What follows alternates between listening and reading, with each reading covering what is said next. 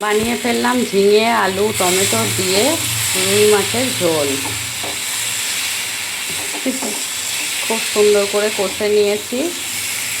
এরপর দিয়ে দেব সামান্য একটু জল। এখন এর মধ্যে দিয়ে দিচ্ছি সামান্য একটু জল। খুব সুন্দরভাবে মশলা দিয়ে টমেটো দিয়ে ভালো করে কষে নিয়েছি। কচি কচি ঝিঙে দিয়ে মাছের ঝোল খেতে আমার বেশ ভালো লাগে। শুধু ঝিঙে দিয়ে পোস্তই খাওয়া যায় এরকমটা নয়, ঝিঙে দিয়ে মাছের ঝোল খেতেও বেশ ভালো লাগে। তো এই দেখো আমি মাছগুলো এবার ফেলে দেবো ঝোলটার মধ্যে একটা একটা করে। এই যে মাছগুলো ফেলে দিচ্ছি।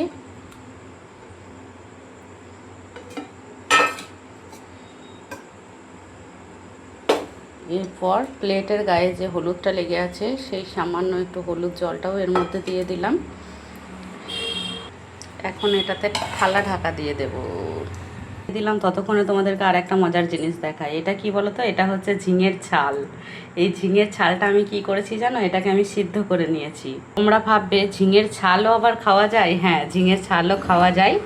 তো সেটা আমি সিদ্ধ করে নিয়েছি। এই দেখো মিক্সির জারে এখন এটাকে ভরে দিচ্ছি। ঠিক আছে, এত সুন্দর আর এত টেস্টি লাগে, তোমরা একবার খেয়ে দেখো। এর মধ্যে একটু কাঁচা লঙ্কা, 2 কোয়া রসুন, একটা সলিড কাঁচা লঙ্কা, সামান্য একটু নুন,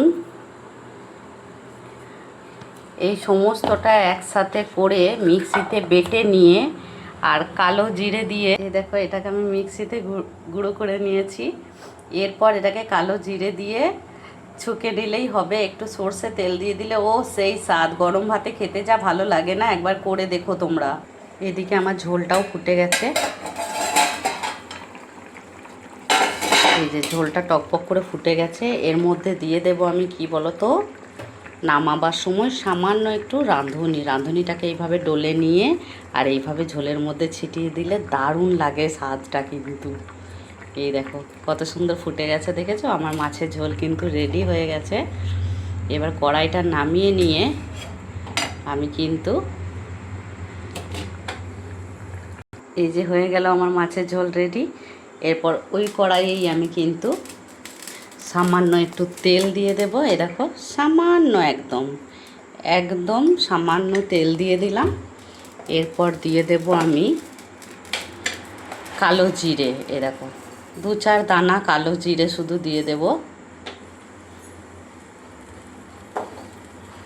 এই যে কালো জিরেগুলো ফুটতে শুরু করে দিয়েছে।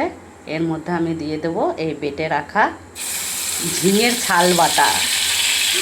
তো যাই হোক, কেমন লাগলো বন্ধুরা আমার মজাদার রেসিপি? আমি কিন্তু নিত্য নতুন রেসিপি তোমাদের জন্য বানাচ্ছি।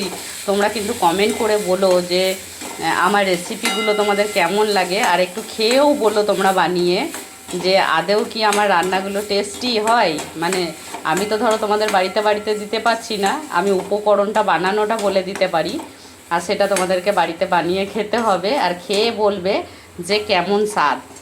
এটা কিন্তু গরম ভাতে খেতে কিন্তু দুর্দান্ত লাগে, দুর্দান্ত। একবার খেয়েই দেখো তোমরা।